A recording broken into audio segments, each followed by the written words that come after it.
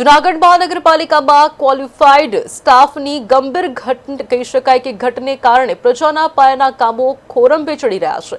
શહેરને મહાનગરપાલિકાનો દરજ્જો મળ્યાને વર્ષો વીતી ગયા હોવા છતાં હજુ પણ ઘણા વિભાગોમાં નગરપાલિકા સ્તરના સ્ટાફથી જ કામગીરી ચાલી રહી હોવાનું સામે આવ્યું છે। શહેરમાં રોડ, રસ્તા, ગટર અને પાણી જેવી મૂળભૂત સુવિધાઓ સંબંધિત કામોમાં સતત વિલંબ થતો હોવાથી નાગરિકોને ભારે હાલાકીનો સામનો કરવો પડી રહ્યો છે।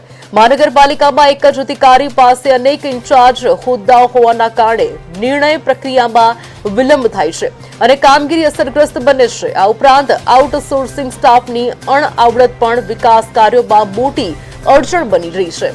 યોગ્ય તાલીમ અને અનુભવના અભાવે અનેક પ્રોજેક્ટ અટકી પડ્યા છે અથવા ધીમી ગતિએ ચાલી રહ્યા છે। હાલ મહાનગરપાલિકાની મોટાભાગની શાખાઓ ઇન્ચાર્જ અધિકારીઓના ભરોસે ચાલી રહી હોવાની નીતિગત નિર્ણયો લેવામાં પણ મોડું થાય છે, જેના સીધા અસર વિકાસ કાર્યો પર પડે છે। કોરોના કાળ બાદથી અનેક મહત્વપૂર્ણ જગ્યાઓ ખાલી પડી ગઈ છે, જેના કારણે પ્રશાસનિક કામગીરીમાં ગતિ આવતી નથી અને જો સમયસર ક્વોલિફાઈડ સ્ટાફની ભરતી નહીં કરવામાં આવે તો શહેરના વિકાસ પર લાંબા ગાળે નકારાત્મક અસર થવાની શક્યતા વ્યક્ત કરવામાં આવી રહી છે।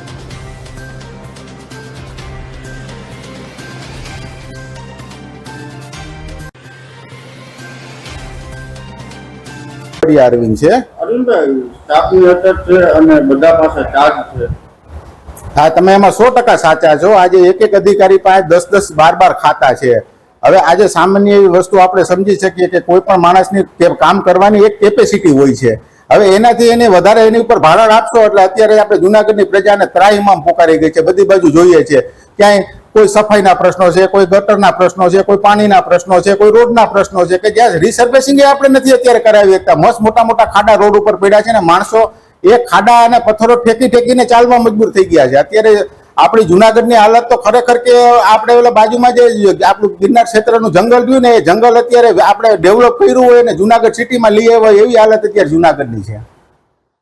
આમ તો આપણે જોઈએ કે જુનાગઢ મહાનગરપાલિકા જ્યારથી 2002 માં અસ્તિત્વમાં આવ્યું ત્યાર પહેલા જે નગરપાલિકા હતું તે જ સ્ટાફ આમાં જે અત્યારે છે એ જ સ્ટાફ છે। નવી ભરતી થોડોક સમય પહેલા થઈ હતી, પરંતુ એમાં પણ અમુક જ જે કર્મચારીઓ હતા એમાંથી આવ્યા છે, બીજા રાજીનામું દઈને વહી ગયા છે મોટા ભાગના। આપણે જોઈએ કે પહેલેથી જ જયારે મોટા પ્રોજેક્ટ હોય, ઉગર ગટર હોય, પાણીના હોય કે રોડ રસ્તાના હોય, મહાનગરપાલિકા અન્ય જે પાણી પુરવઠા છે, આરએનબી છે એને આપી દેતું, કારણ કે અહીંયા ક્વોલિફાઈડ સ્ટાફ ન હોય, જે કામગીરી થાય છે એ કામગીરીમાં એની ગુણવત્તા જળવાતી નથી અને લોકો ખૂબ પરેશાન થાય છે। ટેકનિકલ સ્ટાફ ન હોવાને લીધે પ્રોજેક્ટો છે એ નિષ્ફળ જાય છે અને જે લોકો જનતા જે ટેક્સ ભરે છે એના પૈસાનું પણ પાણી થાય છે। એટલે આવી રીતના આપણે જોઈએ કે દિવસે ને દિવસે, વર્ષે ને વર્ષે મહાનગરપાલિકાનો સ્ટાફ ઘટતો જાય છે। મેન પાવર આઉટસોર્સિંગ આપણે જોઈએ કે એની પર આધાર રાખવામાં આવે છે।